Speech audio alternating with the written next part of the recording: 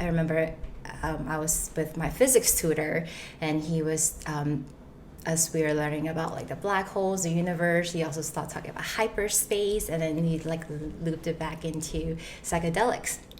And that's how I started like learning about psychedelics and started studying for it, and took my first trip with something called DMT. Okay.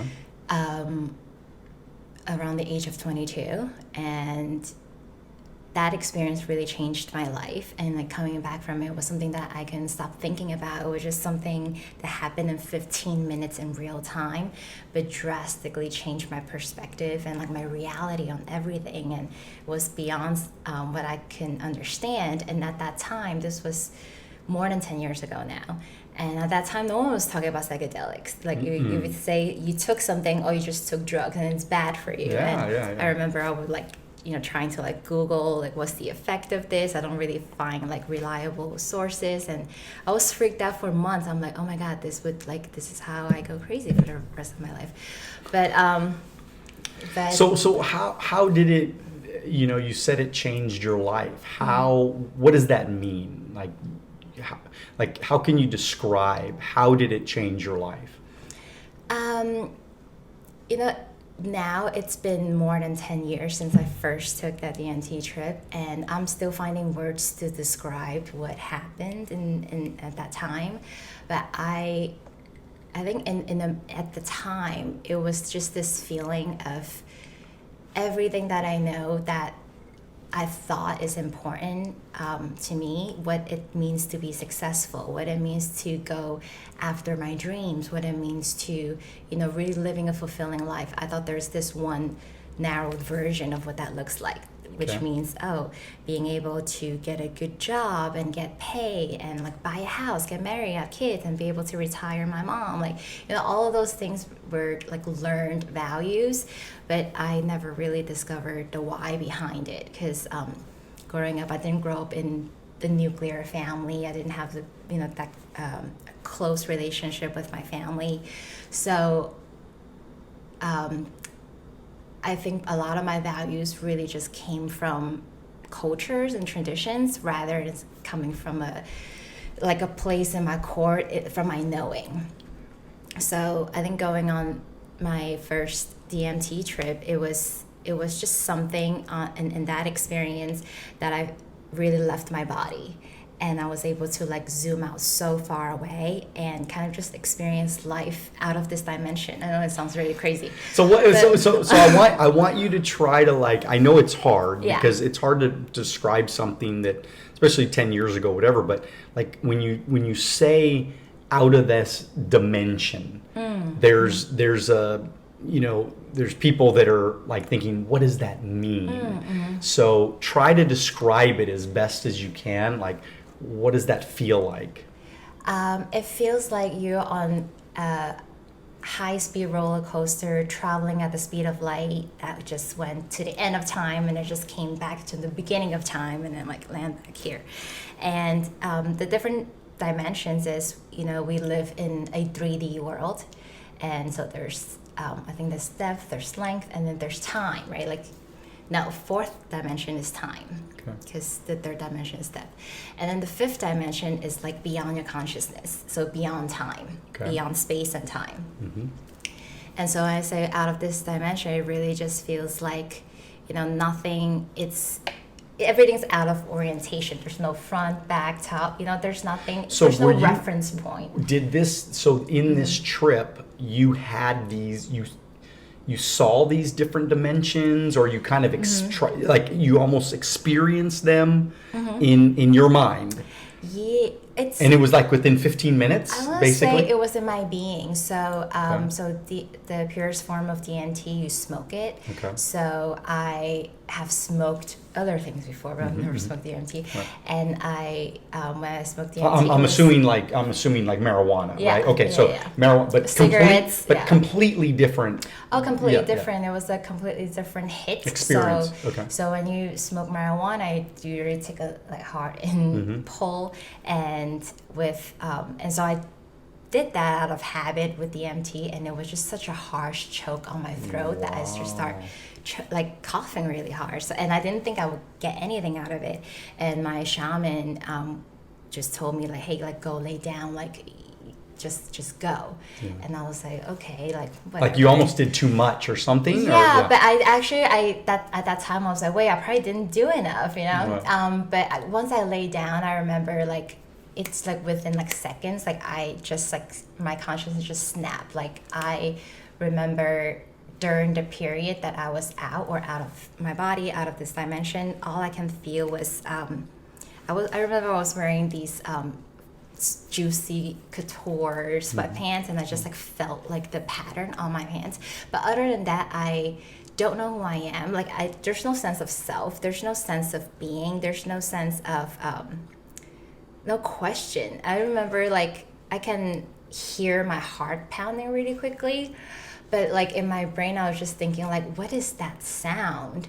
And because the experience like pulls you so far that you are, they call it this out of body experience, Yeah. or they describe it as a near-death experience. It's like your spirit just travels out of this dimension that you're no longer, you're just a pure spiritual being, and what you observe is not only through like your human eyes, which is like placed in the front of your body.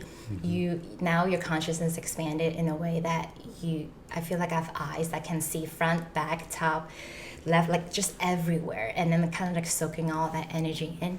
But as this is going on, like everything just kind of happens so fast, right? Like I remember seeing lights, I see shapes that I cannot identify, which is, it's like really interesting because we can only imagine things that we have a reference point from, Of course, something that we've learned. But I've like seen things that I really don't have like words for it.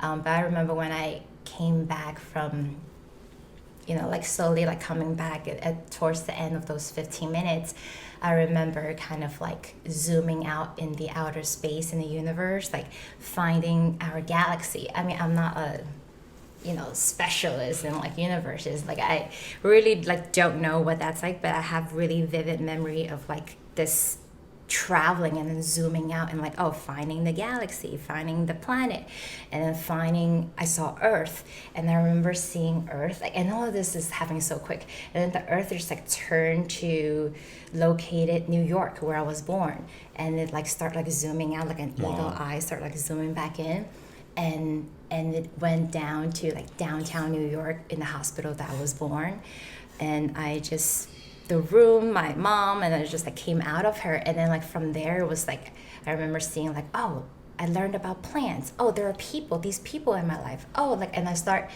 based on all the things that I have learned as a child, that's when my memory of self started like coming back to me, and all of that really happened within like split of a second, and then I started coming back. I was like, holy shit. And then I slowly started like open my eyes. I still see like colors on the wall, but I was just like both just like blown away and like dumbfounded about like that experience. I really couldn't talk about it for months. And so a few years later, I decided to go down on a spiritual retreat and the ayahuasca in Peru, and back, that was my, that was during the time when I want to describe, I hit my quarter life crisis. Okay, all right. Because that was the time I was. So what happened? What happened in that time for you?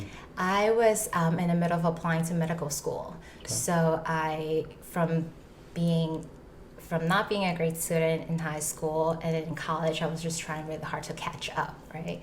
And I took like 5, almost 6 years to finish my undergrad degree, and because it was pre-med, there were extra courses that took longer, and then I had to spend another year studying for the admissions test for medical school, the MCAT, and it was exhausting, and all of that. It was really, now looking back, it was really for a badge of praise for doing the right thing, but I knew I wasn't happy. I just wasn't the type of person to